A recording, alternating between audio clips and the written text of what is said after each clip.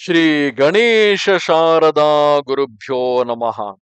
ರಾಮಾಯ ರಾಮಭದ್ರಾಯ ರಾಮಚಂದ್ರಾಯ ವೇಧಸೆ ರಘುನಾಥಾಯ ನಾಥಾಯ ಸೀತಾಯ ಪತಯೇ ನಮಃ. Welcome to all for this session on Ramayana to chapter 7 under Bala Kanda. In the last few chapters, we were seeing the glory of Ayodhya and its great king Dasharatha, who was ruling over that.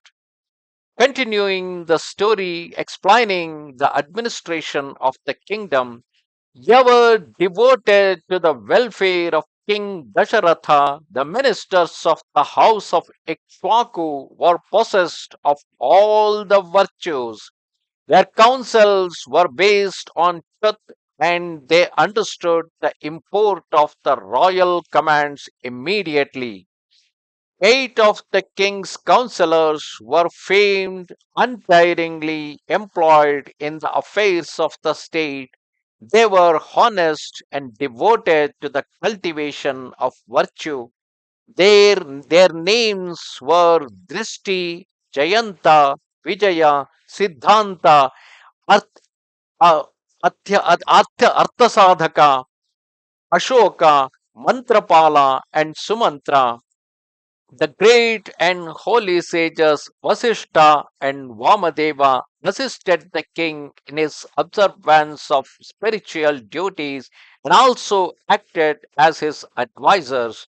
All the ministers were virtuous, scorning to do wrong, benevolent, versed in the moral law, of wide experience, in disinterested, magnanimous, acquainted with the spirit of the scriptures, forbearing, patient, obedient to the king, true to their word, cheerful, free from avarice, and well acquainted with affairs of their fellow subjects and with those of the subjects of other monarchs.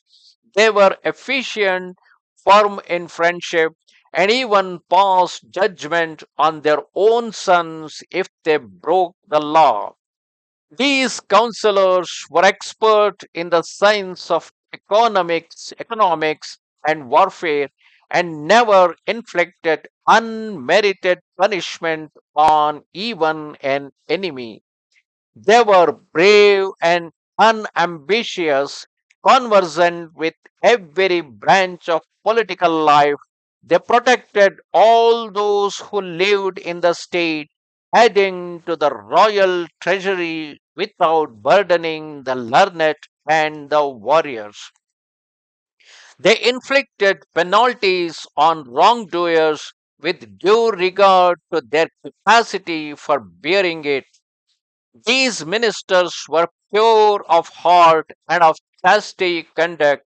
None consorted with his neighbor's wife, none were wicked, and all lived together peacefully, cultivating every good quality and practicing the various arts. They were renowned for their courage.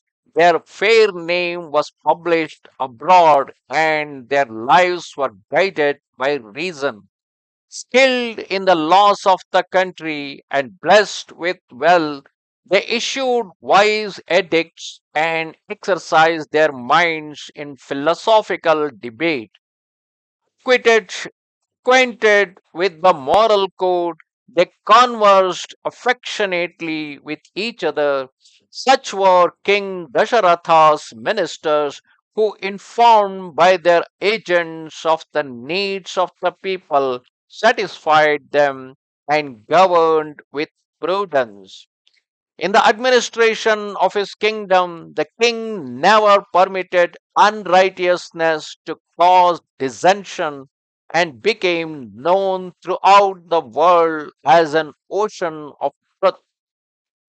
That lion among men, King Dasharatha, reigning over the earth, had none superior or equal to himself, honored by his feudal lords, surrounded by friends. King Dasharatha, like Indra, reigned in majesty, benevolent, powerful.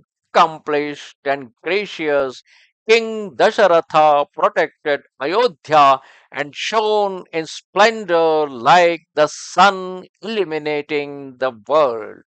Thus ended chapter 7 under Balakanda of Ramayana, explaining the method of administration, the greatness of administration of King Dasharatha while protecting Ayodhya.